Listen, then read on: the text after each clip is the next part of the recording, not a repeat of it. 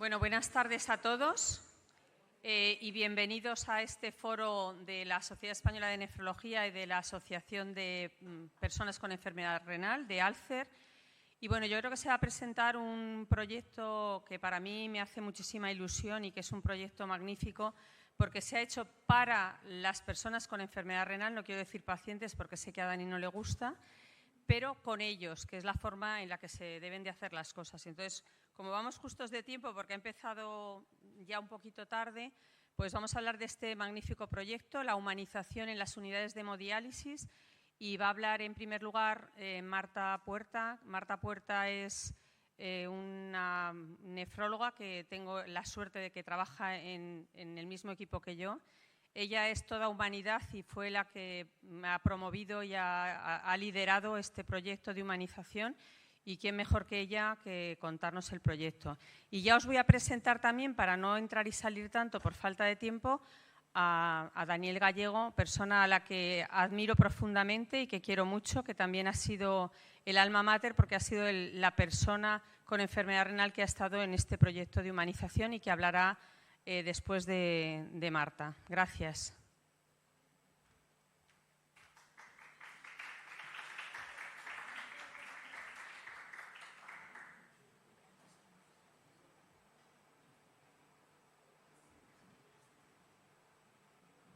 Bueno, gracias, Patricia. Y bueno, pues os voy a presentar el proyecto. Es un proyecto que empezamos a trabajar hace un año y terminó con la elaboración del manual, y os voy a comentar cómo surgió todo. Vale, si comenzamos definiendo por qué humanizar, bueno, pues la humanización consiste en un enfoque integral del paciente, teniendo en cuenta todas sus necesidades, no solo las clínicas, sino también sociales, emocionales y psicológicas. Y bueno, pues tratar a cada paciente como un individuo único, establecer una relación de confianza y comunicación con él, involucrarle en la toma de decisiones, considerar su vida social y cultural y también, como no, promover el bienestar de los profesionales que le atienden. Y bueno, los nefrólogos tenemos muy claro qué tenemos que hacer con las personas que llegan a la consulta con enfermedad renal crónica avanzada. Sabemos que tenemos que ofrecerles lo mejor. Si es posible un trasplante de vivo anticipado, si no, le vamos a empezar a preparar para el trasplante una vez que inicie diálisis, y para ello le vamos a contar las técnicas, que elija la más adecuada a su vida, y luego si ya finalmente elige hemodiálisis dentro de la sala, bueno, pues vamos a tenerle muy controlado el volumen extracelular, la nutrición, la dosis de diálisis, y dentro de la sala también vamos a personalizar la técnica. Bueno, pues le vamos a controlar las hipotensiones, le vamos a ofrecer la mejor terapia que ha disminuido la mortalidad. Pero claro, esto lo tenemos claro los nefrólogos y las enfermeras que trabajamos con las personas que están en diálisis, pero ¿qué es lo que piensan los pacientes? Y bueno, pues lo que piensan los pacientes no es lo mismo que queremos nosotros. En este trabajo de la izquierda es una encuesta que se realizó en el Hospital Central de Asturias, y veis que las principales preocupaciones eran la dificultad para viajar, los problemas del sueño, la sexualidad. Más de la mitad tenían ansiedad al inicio del tratamiento. Y en la encuesta de la derecha veis cómo sus principales problemas eran el tiempo de espera, las ambulancias y la calidad de la comida. Sabemos que el iniciar terapia renal afecta la calidad de vida de los pacientes, y entre los factores que más influyen son la depresión, ansiedad, la falta de apoyo y el estrés emocional diario. Yo les he preguntado a los pacientes de la sala del Hospital de Vallecas y bueno, pues me han dicho que no tienen una buena calidad de vida, que no pueden seguir haciendo una vida normal, que les preocupa no poder trasplantarse. Bueno, diferentes cosas. Sabemos que humanizar va más allá de ofrecerles un trato amable y de unas instalaciones cómodas. Sabemos que hay que promover conductas como son su autonomía, minimizar el dolor y el acompañamiento familiar. Y esto se traduce en disminución de reingresos y síndrome de poshospitalización.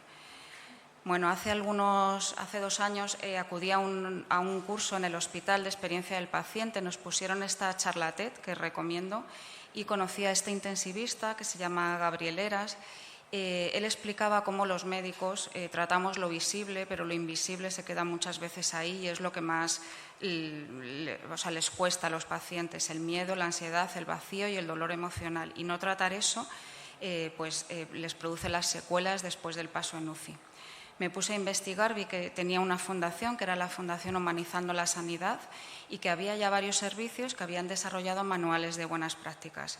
Entre ellos estaba radiología, consulta de ostomías, cuidados intensivos, aparte de la UCI, que fue el primero, cuidados intensivos pediátricos, urgencias. Y bueno, pues me puse en contacto con él y le pregunté que si no podríamos elaborar un manual. Él me puso en contacto con varios enfermeros de Andalucía que habían comenzado a trabajar en el proyecto de Hemodiálisis Baila y nos pusimos a trabajar. Elaboramos el manual de buenas prácticas, ha sido elaborado por el Grupo de Trabajo de Humanización, ha tenido una colaboración interdisciplinar, que es lo que le da mucho valor. Han participado enfermeros, técnicos en cuidados, médicos, gestores, pacientes. Ha sido coordinado por los responsables del proyecto UCI de Fundación Humanizando la Sanidad y pretende ser un documento de referencia para las unidades de tal forma que integremos aspectos técnicos y clínicos con ese bienestar que hablábamos que más les importa a las personas. Y el objetivo es elevar la calidad de la atención mediante la humanización. Estos son todas las personas que han colaborado en la elaboración del manual y los coordinadores. Y bueno, pues estos son los que nos han dirigido: José Manuel Velasco, enfermero, y Gabriel Heras, intensivista. Hemos trabajado por un método que es el método Delphi. Nos daban cuestionarios, respondíamos los cuestionarios y los coordinadores hacíamos resúmenes, se repetía varias veces y la opción final era muy consensuada. Partimos del documento UCI y de otros documentos de interés, revisión de la bibliografía, y elegimos 7 líneas de trabajo y de cada una elaboramos el manual de buenas prácticas. Comenzamos el 5 de marzo del 2024 y el manual terminó en el Congreso de Humanización de Zaragoza. Allí se presentó el 3 de abril del 2025. Elaboramos 108 buenas prácticas, 54 básicas, 29 avanzadas y 25 excelentes. Y os voy a dar pinceladas de cada una de ellas para que veáis en qué consiste el manual. La primera era el bienestar del paciente, incluía no solo el bienestar físico, sino también psicológico, ambiental, promoción de esa autonomía y afrontamiento. Algunos ejemplos de esta línea estratégica: bueno, pues existe un protocolo actualizado de analgesia y se monitoriza el dolor, se dispone de acceso a la valoración por nutricionista, ejercicio físico durante las sesiones de hemodiálisis, se facilitan los cambios de turno del paciente. En el bienestar psicológico hay un protocolo de acogida, se monitorizan los niveles de ansiedad y depresión y se realiza valoración y apoyo psicológico a los pacientes. Y en el afrontamiento se dan a conocer las distintas asociaciones de enfermos renales. Existe un procedimiento de acceso a la enfermera gestora de casos o trabajador social y existe una red de apoyo y afrontamiento emocional con pacientes expertos. La segunda línea era la flexibilización en el acompañamiento de familiares y cuidadores. Esta línea, que era un poco la más discutida porque las unidades de diálisis son espacios cerrados, propone que las unidades de hemodiálisis permitan la visita de familiares en momentos críticos o complicados, visitas flexibles y apoyo psicológico también a familiares o cuidadores. Algunas de las buenas prácticas: bueno, pues la unidad tiene un modelo flexible de acompañamiento, se facilita al paciente y al cuidador principal la información necesaria para acceder a la consulta con el personal de la unidad y contactar con la sala. Se permite la visita de menores, se indagan y detectan las necesidades de los pacientes, o sea, de los familiares que acompañan a los pacientes, y se dispone de atención psicológica para familiares o cuidadores. La tercera línea era la comunicación. Esta línea pretende lograr una comunicación eficaz entre el equipo sanitario, pacientes, familiares, además de interdisciplinar. Propone herramientas que proporcionen claridad y apoyo en la toma de decisiones, puesto que nuestros pacientes se relacionan con el resto del hospital y con otros centros de diálisis en periodos de vacaciones. Algunos ejemplos: bueno, pues se facilita la programación de citas coincidiendo con las sesiones de hemodiálisis. Existe un procedimiento estructurado de traspaso de información o se realizan sesiones conjuntas con el equipo asistencial y otras especialidades. Además, existe un procedimiento de acceso para favorecer la comunicación con pacientes que presentan dificultades para comunicarse.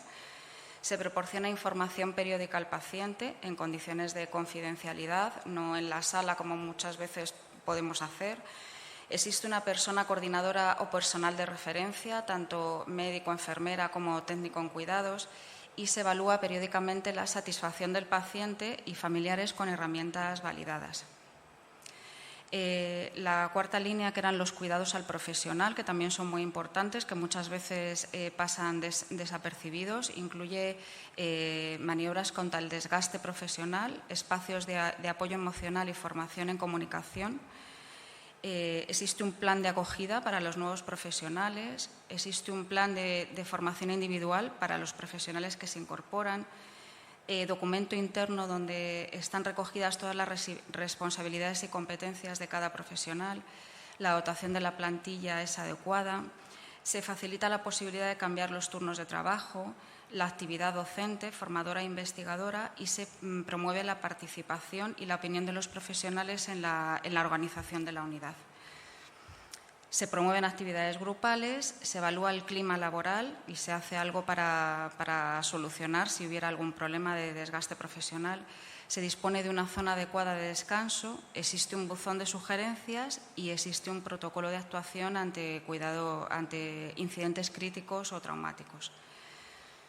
La quinta línea eran los pacientes vulnerables, pues en las unidades hay pacientes especialmente vulnerables, de edad avanzada, con problemas sociales, con más enfermedades crónicas, y el manual pretende identificar esos pacientes y abordarlos de forma integral. Existe un procedimiento de identificación y valoración del paciente frágil, del paciente dependiente con problemática social, que es tan frecuente ahora en las unidades, con problemas de salud mental grave. Existe una guía de recursos sociales comunitarios para pacientes vulnerables y se adapta la ubicación del paciente durante la sesión de hemodiálisis en función de sus necesidades. La sexta línea eran los cuidados al final de la vida, que no dejan de ser muy importantes en los pacientes. Impulsa el acompañamiento en la etapa final de la vida, propone el protocolo de cuidados paliativos, la planificación compartida de la atención, el registro de voluntades anticipadas, apoyo emocional, espiritual y formación también interdisciplinar para decisiones éticas. Entre algunos de los ejemplos de buenas prácticas está el protocolo de cuidados al final de la vida, herramientas para identificación precoz de las necesidades paliativas en pacientes que muchas veces están dializando y hay un sufrimiento que no reconocemos. Existe un servicio especializado de cuidados paliativos al que podemos consultar. Se facilita formación específica a los profesionales en cuidados paliativos y existe un procedimiento de consulta con el Comité de Ética Asistencial. Además, se realiza una valoración integral del paciente y la familia que incluya valoraciones y preferencias y necesidades emocionales y espirituales. Se ofrece apoyo emocional tanto a los pacientes familiares como a las personas que trabajamos con ellos. Se proporciona apoyo en el duelo a las familias y se hace llegar una carta de condolencia a los familiares. Existe un protocolo de limitación, adecuación del tratamiento de soporte vital. Se consulta de forma sistemática el registro de voluntades anticipadas y se garantiza el cumplimiento de las voluntades anticipadas en la toma de decisiones. La séptima línea eran los espacios humanizados, que incluían igualmente tanto a la persona que se dializa como a los profesionales que trabajamos, espacios que incluyan privacidad, confort, orientación, accesibilidad, zonas de espera o descanso que sean amigables y una señalización clara de la unidad. Algunos de los ejemplos, pues existe un procedimiento de garantía de la intimidad del paciente que muchas veces en la sala de diálisis no es adecuada. Se dispone de vestuarios, cabinas con taquillas individuales para los pacientes, baño accesible a los pacientes próximos a la sala de diálisis y dispositivo de llamada de emergencia en el baño. Y existe un mobiliario adecuado y correctamente distribuido que crea un espacio funcional. sillones cómodos y medidas de entretenimiento. Como veis, al lado de cada buena práctica está recogida si es básica, avanzada o excelente. Bueno, en el confort en el área de cuidados, las dimensiones del espacio son adecuadas, la sala cuenta con luz natural, se dispone de una sala confortable para los profesionales y se establecen áreas estructuradas y dotadas para la reunión entre profesionales. Y bueno, hemos recibido patrocinio de estas empresas para la difusión del manual y estas sociedades nos han avalado. Y bueno, pretendemos que el manual se presentará en el Ministerio de Sanidad la semana que viene y pretendemos que sea un documento de referencia para trabajar y bueno, para el cuidado de las personas que reciben terapia renal sustitutiva.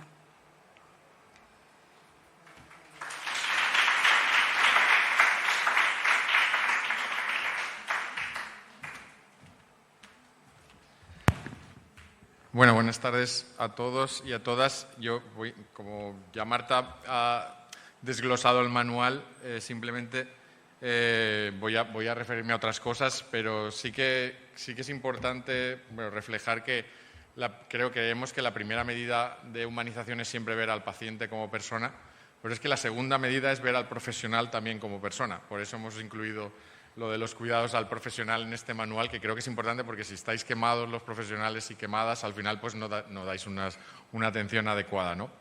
Por supuesto, el conflicto de interés es que yo soy parte del miembro del grupo de trabajo del manual, pero aún nos preguntamos si es necesario humanizar. Pues yo creo que ya a nadie le cabe duda de que sí que es necesario, porque nos hemos vuelto muy técnicos, muy protocolarios, muchas estrategias, pero al final el factor humano es lo que marca la diferencia. Os lo digo yo, que he medializado en todo el mundo, y muchas veces cuando no tienen recursos económicos o no tienen las mejores técnicas sí que lo suplen con el factor humano, ¿no? Y al final un profesional desmotivado es un paciente desmotivado, ¿no? Cuando no podéis hacer educación para la salud, cuando no hacéis los cuidados adecuados, al final pues estamos recibiendo pues una atención de mala calidad. Y es verdad que hay que motivar también al profesional, ¿no? Y no todo está en las guías, como hablamos. Y también hay que personalizar, y esto también es humanizar, es darle a cada persona renal lo que necesita en cada momento, ¿no? Y el impacto humano, que es esta calidad de vida relacionada con la salud y las actividades de la vida diaria, y un poco los familiares y los cuidadores, todo eso son lo que marca la diferencia, ¿no? Y al final siempre digo lo mismo, hay que preguntarle más a las personas si son capaces de hacer las restricciones, si son capaces de ser adherentes al tratamiento, si son felices con la vida que tienen en tratamiento renal sustitutivo, y eso es muy importante porque de ahí vamos a sacar mucha información, ¿no?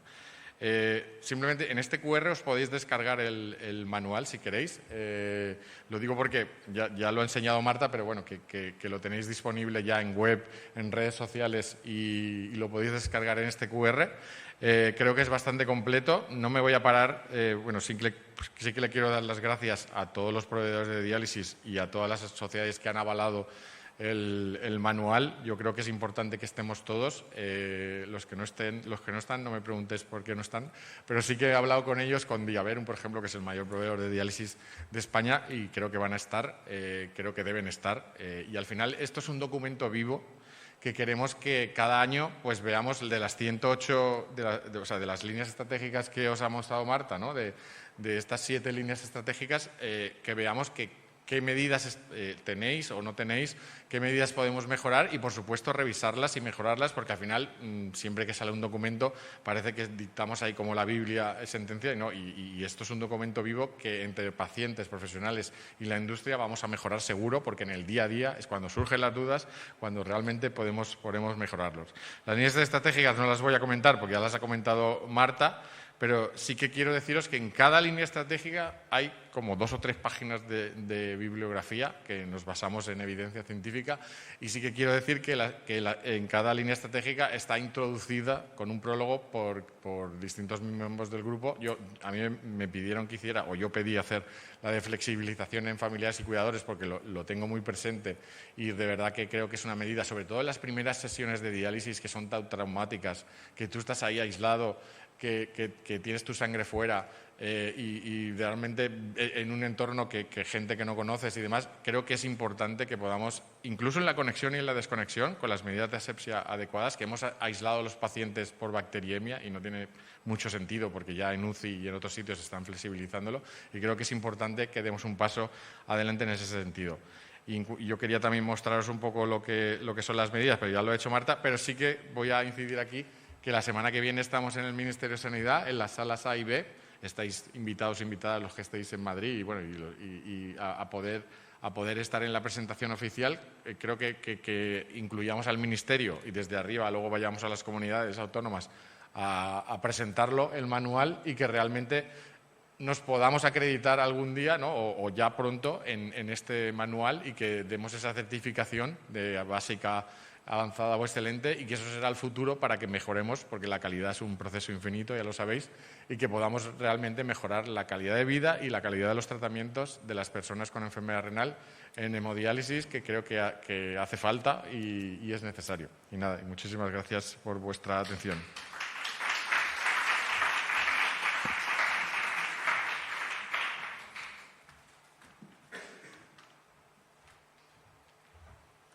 Bueno, pues vamos a seguir con temas importantes para los pacientes, y ahora vamos a tratar el tema de la protección sociolaboral del donante en vida. Para ello vamos a dar la palabra a María Pilar González, abogada del Clínico de Barcelona, y vamos a concluir con la protección precoz de la enfermedad renal crónica desde la perspectiva de la Asociación de Pacientes que va a intervenir don Juan Carlos, de la Asociación Alcer y de la Plataforma de Pacientes. María Pilar.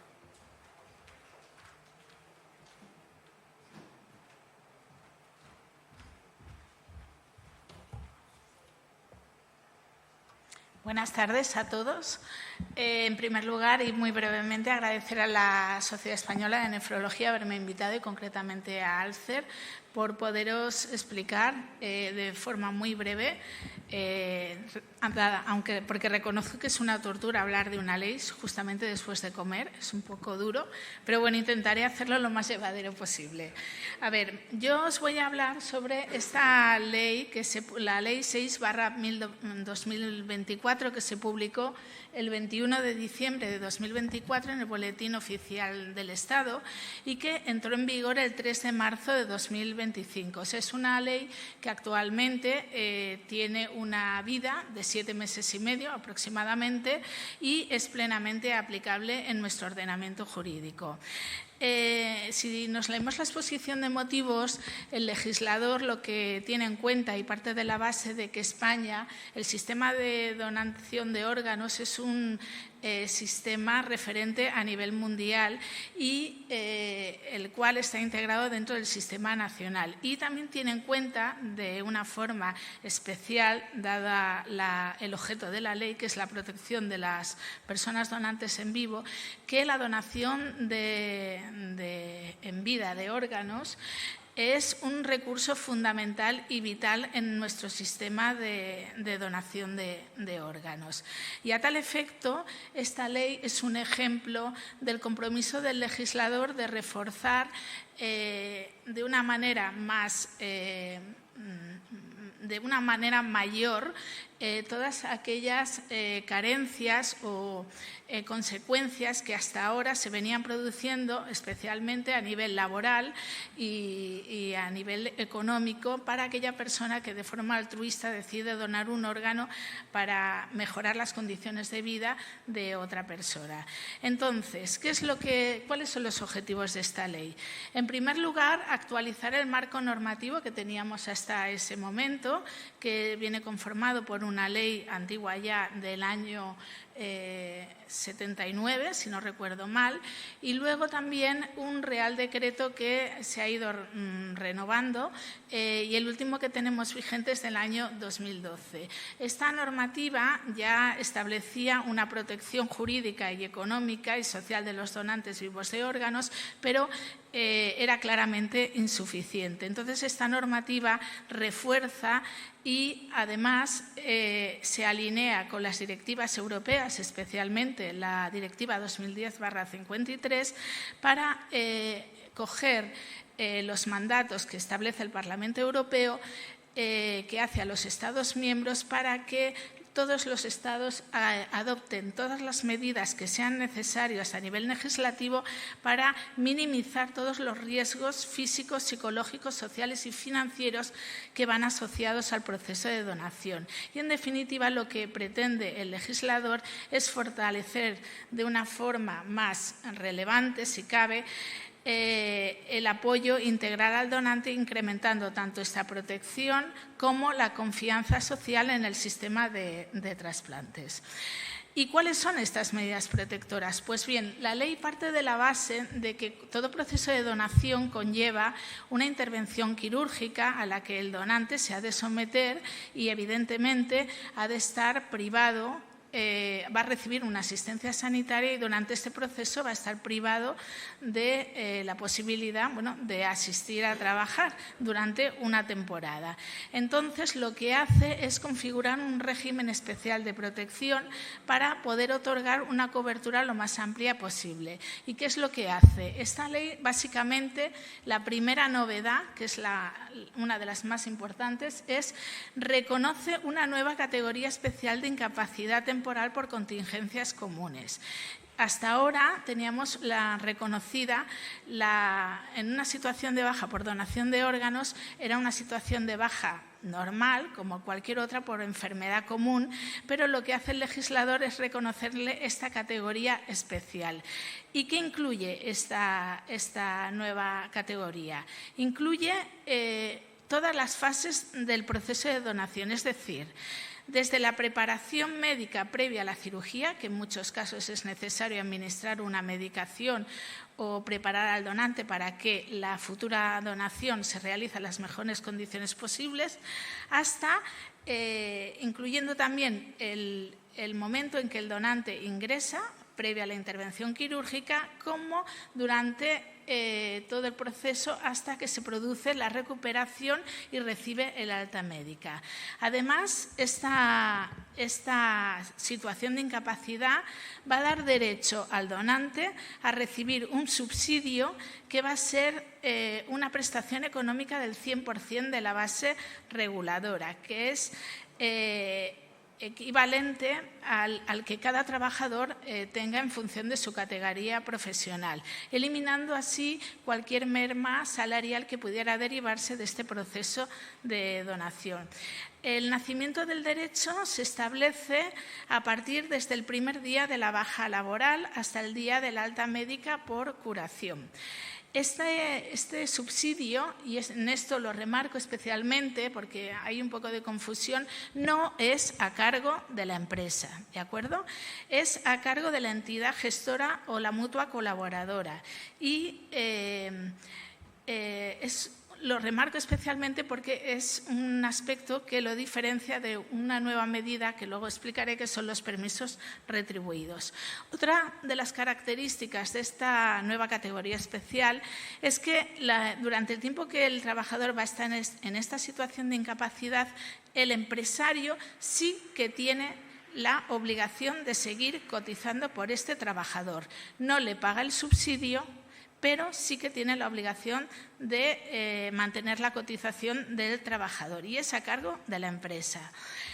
Además, para que el donante pueda tener en derecho a cobrar esta prestación, no se va a exigir un periodo previo de cotización como en otras situaciones, que a lo mejor requiere haber cotizado 6 meses, etcétera, etcétera. En este caso, para dotar de mayor protección, no se va a exigir ningún requisito previo de cotización.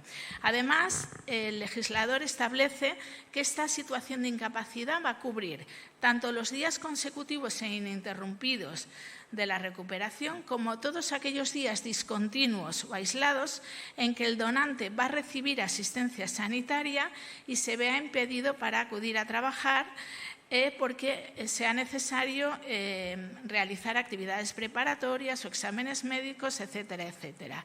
Lo que ocurre, y esto es importante también, es que cuando hablamos de estos días discontinuos que va a cubrir la situación de baja, nos estamos refiriendo a situaciones en que el donante tiene que hacer pruebas, etcétera, etcétera, que le van a cubrir toda la jornada médica.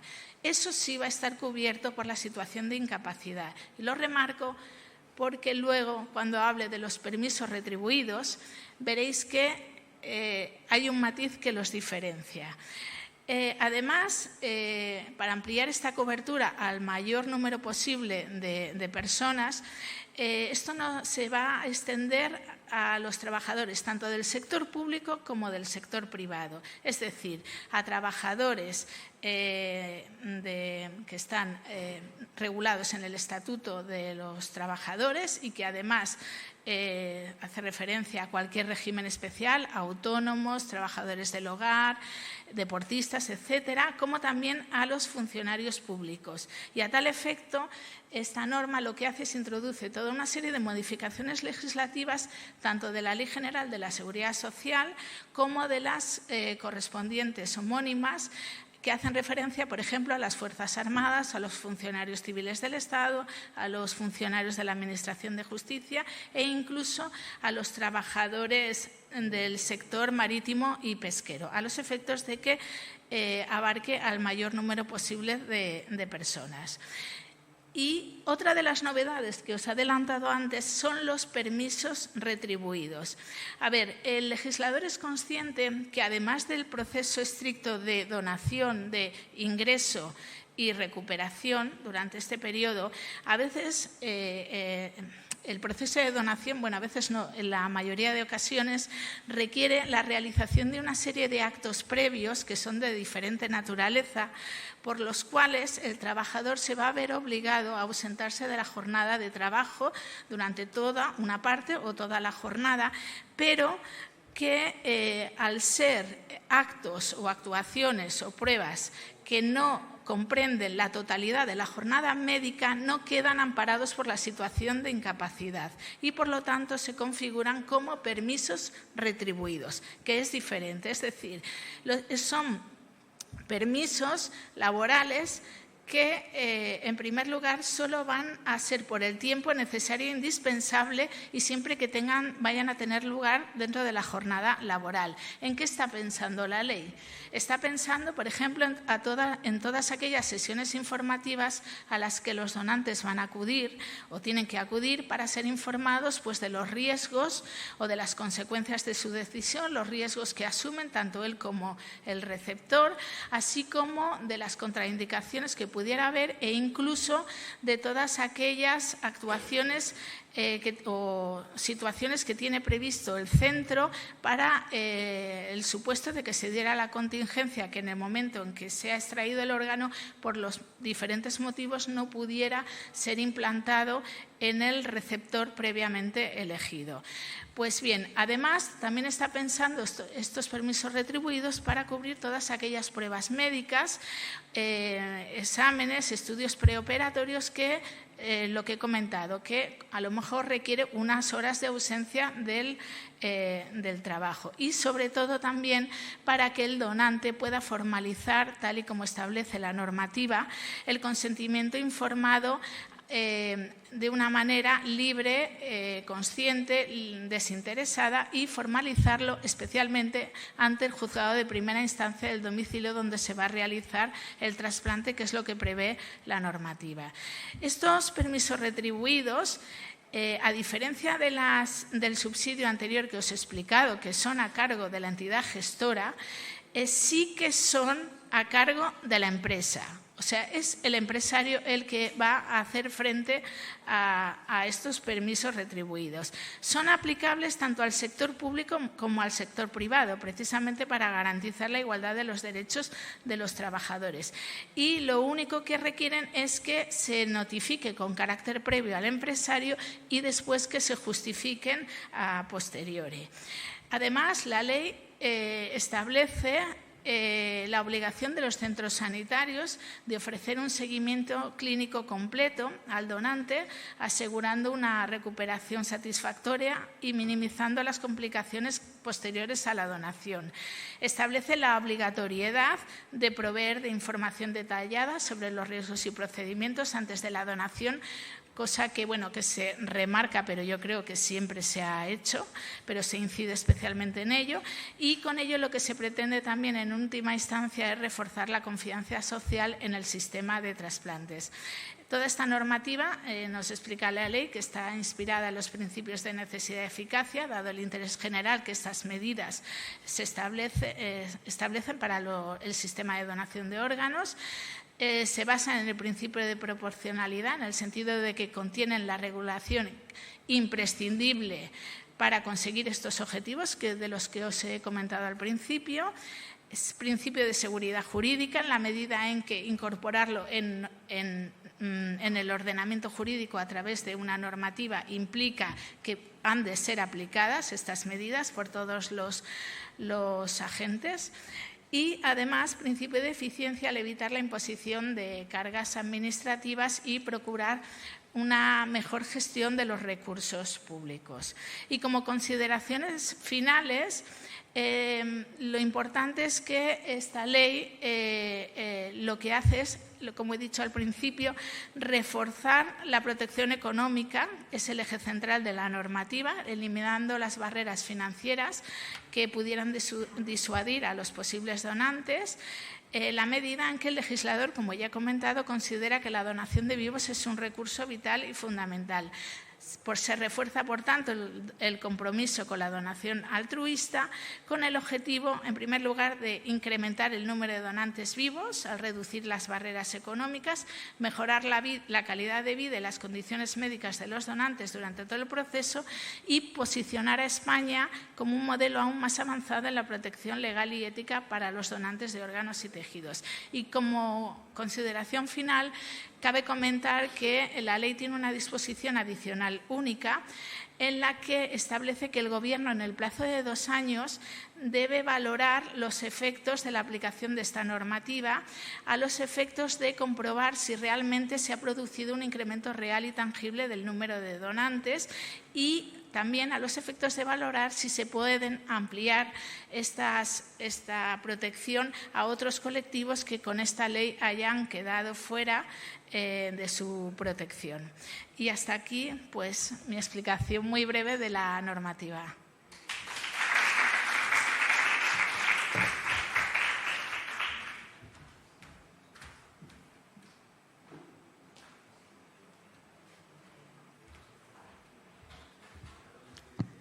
Buenas tardes. Bueno, vamos con la última charla de hoy y que en realidad sí que tiene bastante relación con la anterior, porque nosotros aprendimos mucho del trasplante y de lo que podía aportar una organización de pacientes al ámbito sanitario, cómo podía complementar todo lo que hacemos. No en vano, la ley de trasplantes salió de la asociación de Alcer. Esta ley de donante en vida fue una reivindicación y también se corrigió y se revisó con nuestra entidad, lo de los permisos retribuidos y la suspensión del contrato era una de las discusiones que tuvimos en ello. Y vamos a otro tema que creemos que, bueno, estos son los conflictos de interés que tengo. Y, bueno, ya desde el principio... Desde el principio de nuestra entidad, una de las cuestiones que planteamos es que muchas personas no llegarán jamás a estar en la situación de aquellos que tenemos como socios. O sea, una de las cuestiones más importantes que nos planteamos hoy en día como organización de pacientes es que en la medida de lo posible haya muchas personas que jamás lleguen a esta situación. Para ello, bueno, pues hemos tenido la suerte de participar en un proyecto europeo financiado por fondos europeos de la convocatoria EU for Health, en el que ha sido la propia organización de pacientes la que ha analizado las buenas prácticas que hacen los profesionales y las asociaciones y entidades de profesionales que los agrupan para determinar qué cosas se pueden hacer para mejorar la situación. Han sido más de 8.000 iniciativas, muchas de ellas repetidas porque hemos utilizado las bases de datos habituales y muchas tienen los mismos contenidos, los mismos artículos, e incluso hemos utilizado inteligencia artificial para buscar las palabras clave, no en los abstracts, sino incluso dentro de todo el artículo. Al final nos hemos quedado con 263 iniciativas, pero realmente lo importante es la conclusión que hemos llegado. Bueno, hemos utilizado un sistema de selección que utilizáis los profesionales, que es el sistema Prisma, para analizar todas las buenas prácticas con ellas. Y en este consorcio, que es el consorcio donde la Organización de Pacientes Europea ha sido la encargada de analizar las buenas prácticas, no estaba solo la Organización de Pacientes, estaba la International Society of Nephrology, la Sociedad Internacional de Nefrología, estaba la Alianza Europea de la Salud Renal, la European Kidney Health Alliance, estaba nuestra entidad y estaban profesionales sanitarios expertos en detección precoz. Lo coordinaba precisamente un profesional de aquí de España, la Jiménez Díaz, el doctor Alberto Ortiz. Profesor Alberto Ortiz, que no nos olvidamos. Y las conclusiones que hemos llegado es que, afortunadamente, la enfermedad renal crónica tiene unos factores de riesgo bien identificados, que parece que es obvio, pero no se dan todas las condiciones crónicas de salud. Tiene un sistema de detección muy eficaz. Con un simple análisis de sangre y un análisis de orina podemos saber cuál es el estado de los riñones. Esas pruebas son muy accesibles para cualquier profesional, no solo en Europa, en todo el mundo. Y no supone una carga para el sistema porque económicamente son muy baratas. Entonces, ¿por qué no seguimos? ¿Por qué no trabajamos en este tema con más asiduidad? Hay más conclusiones. La prevención y detección precoz son temas crecientes. O sea, empezamos analizando el periodo 2019-2023 y encontramos cerca de 4.000 buenas prácticas, pero solo en el año 2024, había otras 4.000 más. O sea, es un tema de creciente interés en las propias revistas de profesionales que os atañen. Las opciones de tratamiento actuales permiten ralentizar e incluso, en algunas situaciones muy precoces, parar la enfermedad renal crónica. Más buenas noticias, las campañas de sensibilización son cada vez más frecuentes y en el primer tercio de este año ha habido una aprobación por la Organización Mundial de Salud de una directiva de Guatemala para que, instando a los países a que trabajen en la detección precoz de la enfermedad renal crónica. Por cierto, una iniciativa que fue avalada por España antes de la aprobación. Y hay un creciente desarrollo de estrategias de afrontamiento de enfermedad renal crónica. Ayer se presentó en el Ministerio de Sanidad la Estrategia de Afrontamiento de la Cronicidad, cuya una de las líneas estratégicas principales es la detección precoz de la enfermedad renal crónica, en la que, por cierto, está esta sociedad y están otras entidades, por supuesto, todas las sociedades de atención primaria y también la Asociación de Pacientes que represento. Pero hay otras conclusiones que difícilmente se hubieran llevado a cabo si no hubiera habido una organización de pacientes en este proyecto. ¿Qué conclusiones son? Bueno, tenemos falta absoluta de datos reales en enfermedad renal crónica. Lo que hay son estimaciones. Bueno, aquí veo a Roberto Alcázar, que una de mis primeras iniciativas aquí es conocer el estudio IPIRCE que hizo la sociedad ya hace muchísimo tiempo y que todavía estamos hablando de datos estimados de enfermedad renal crónica. Esas campañas que se están haciendo desde hace mucho tiempo, la propia Sociedad Internacional de Nefrología planteaba una campaña que está realizando que habla de diálisis cero 2050, no tiene evaluación. La estrategia del Ministerio no tiene indicadores de evaluación. Ahora sí, a partir de la nueva sí que va a tenerla. Pero es que existen una falta de datos importantes de la perspectiva de los grupos de riesgo. Es decir, ¿qué hace una persona que se siente sana preocuparse por la enfermedad e ir a un centro sanitario a diagnosticarse la enfermedad? Porque los datos que tenemos hoy en día es que cuando se hacen campañas de prevención en otras patologías crónicas, cáncer de mama, cáncer de colon, la mitad de la población no acude a un centro sanitario a hacer la enfermedad. Y es población de riesgo. Y la última es que no tenemos datos del impacto de la enfermedad renal crónica reales en los estadios 1 a 4. Tenemos estimaciones, pero no datos reales. Bien, pues nos hemos puesto en marcha. Después de este proyecto pensamos, bueno, pues ¿qué puede hacer una organización de pacientes? Bueno, pues ir a esas personas que se sienten sanas y decirles por qué no se hacen una prueba, un análisis de sangre, un análisis de orina, y analizamos cuál es la función de orina. Y eso es lo que hemos hecho en los últimos meses, en el primer tercio de este año. Y tenemos, bueno, pues unos datos curiosos. No es mucho la muestra, alrededor de 440 personas, en centros de Barcelona, Madrid y Sevilla. Fuimos a centros comerciales a hacer estas pruebas. Les propusimos hacer análisis de sangre y análisis de orina. Y la primera buena noticia es que la gente se hacía las pruebas. O sea, esto no es un problema de que la gente no le preocupe cuál puede ser la función renal que tienen. Y hay datos realmente importantes. O sea, de la gente que se hizo las pruebas, bueno, pues la inmensa mayoría eran personas con situación de riesgo, con los factores de riesgo que hablábamos. Recordad que comentaba que afortunadamente la enfermedad renal crónica tiene los factores de riesgo muy bien definidos. La mayoría de ellos tiene que ver con la edad de las personas que acudían. La mayoría eran mayores de 60 años, pero también con otros riesgos, dislipemia, tensión arterial alta, obesidad, tabaco, bueno, los que ya conocen sobradamente.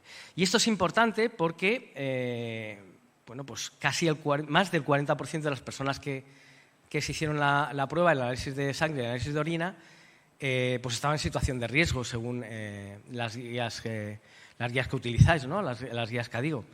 Bien es cierto que esto es solo una prueba puntual y que no es un diagnóstico, pero sí que nos tiene que alertar sobre la situación real. Y es importante porque solo un 3% de las personas que pasaron por allí tenían diagnóstico previo de enfermedad renal crónica. O sea, eran grupos de riesgo donde solo un 3% tiene diagnóstico de enfermedad renal crónica. Y más importante todavía es que bueno, pues hay datos sociodemográficos. Antes, en el estudio europeo les comentaba que la organización de pacientes tenía otro prisma y analizaba por qué las personas que se sienten sanas podían acudir a esas situaciones. Bueno, pues tenemos algunos datos interesantes. El primero es que esa población que se preocupa por hacerse las pruebas es una población con una edad avanzada. Pero eso no significa que sea un grupo de personas que ya no esté activo en cualquier situación. Lo veremos un poco más adelante. Pero es importante porque cerca de un 40% de todos los grupos de riesgo analizados estaban con algún grado de enfermedad renal crónica. Recordar que la mayoría no están diagnosticados, el 97% de ellos no estaban diagnosticados. Y en los grupos de riesgo más habituales. Bueno, pues, diabetes, evidentemente, en la gráfica de la derecha, es el grupo donde más porcentaje de enfermedad renal crónica se encontró, pero también con datos importantes en pacientes con dislipemia, con hipertensión arterial, con tabaco, son exclusivamente fumadores, o con enfermedades cardiovasculares, todos por encima del 40%. Sí, 5 minutos, gracias. Les comentaba que para nosotros es importante saber que son personas mayores de 60 años, pero es que la inmensa mayoría está trabajando, están activos laboralmente. Hay un porcentaje importante de jubilados, pero son población que probablemente una de las mayores barreras que tengan es ir precisamente a un centro sanitario a hacerse las pruebas, aunque sean personas de riesgo. Evidentemente, el 68%, el 70% son personas con un alto nivel educativo. Los factores socioeconómicos siguen siendo un factor decisivo aún en entidades con un acceso universal como pasa con España. Bueno, también vamos aprendiendo. Hemos participado también en un grupo internacional en el que uno de los problemas actualmente de la evaluación de tecnologías sanitarias y de los tratamientos que nos atañen es precisamente que no existen resultados finales subrogados cuando el tiempo del estudio no permite llegar a conclusiones. Y la buena noticia es que el resultado final subrogado más importante de la enfermedad renal crónica es una de esas pruebas que tenemos tan fácil y accesibles, que es el filtrado glomerular. Y hemos ido con ello. Planteamos, a partir de ahora, hacer una detección precoz con dispositivos ambulatorios de medición del filtrado glomerular a partir de una simple análisis de sangre, ¿no? Y es lo que estamos ahora. ¿Y para qué? Pues para recoger esos datos, y estas son nuestras conclusiones, que los profesionales no pueden llegar porque lo que queremos es llevar a esas personas que están en riesgo a los centros sanitarios para poder detectarse. Fundamentalmente atención primaria, que es donde queremos que se diagnostiquen a tiempo y rápido. Evidentemente, llamar la atención sobre ello puede ser un elemento de sensibilización, ofrece perspectivas y trabajos complementarios para poder hacer que esas personas se acerquen al centro sanitario y eviten desarrollar una enfermedad de alto impacto social, económico, físico, como es la enfermedad renal crónica. Facilitan datos de impacto psicosocial que nos ayudan a llegar a esa población y ayudan a llegar a los grupos de riesgo fuera del hospital o del centro sanitario. Y nada más, muchas gracias por vuestra atención.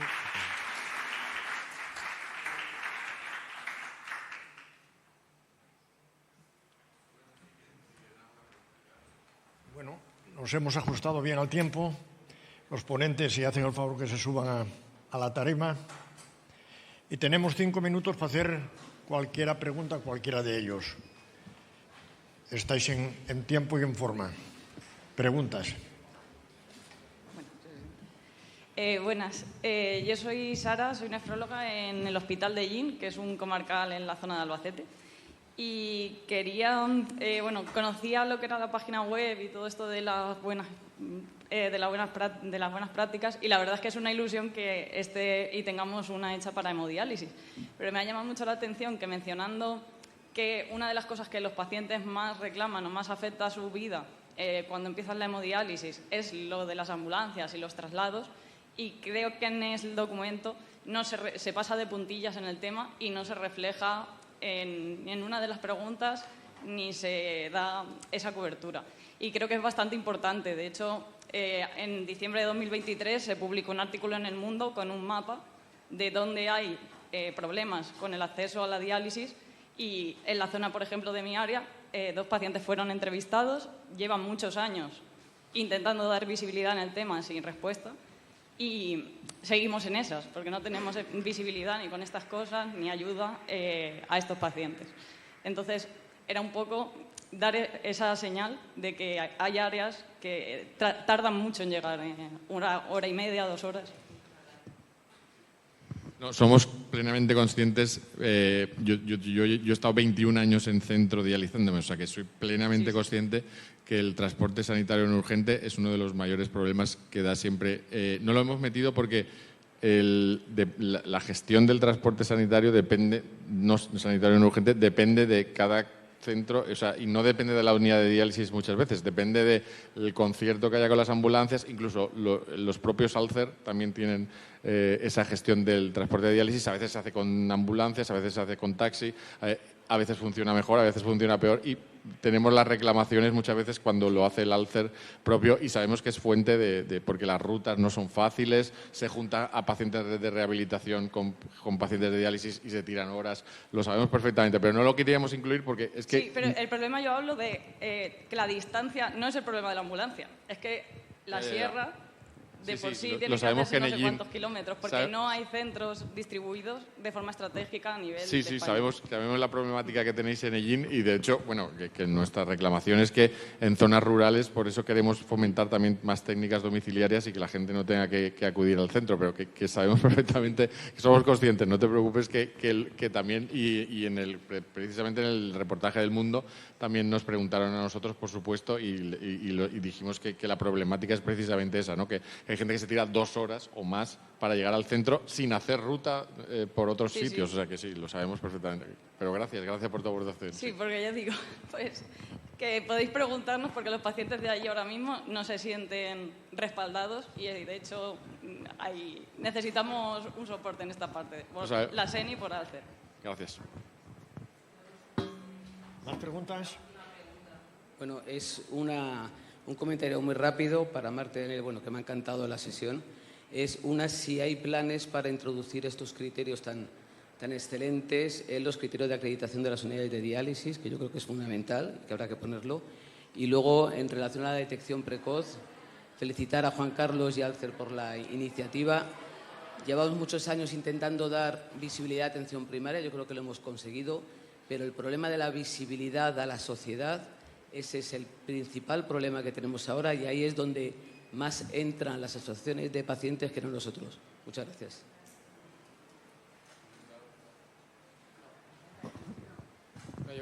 Creo que hemos aprendido juntos mucho estos años y creo que ahora sí que tenemos herramientas para llegar a la población en general. Sí. ¿Alguna pregunta más? Bueno, pues si no hay ninguna pregunta más, pues vamos por finalizado.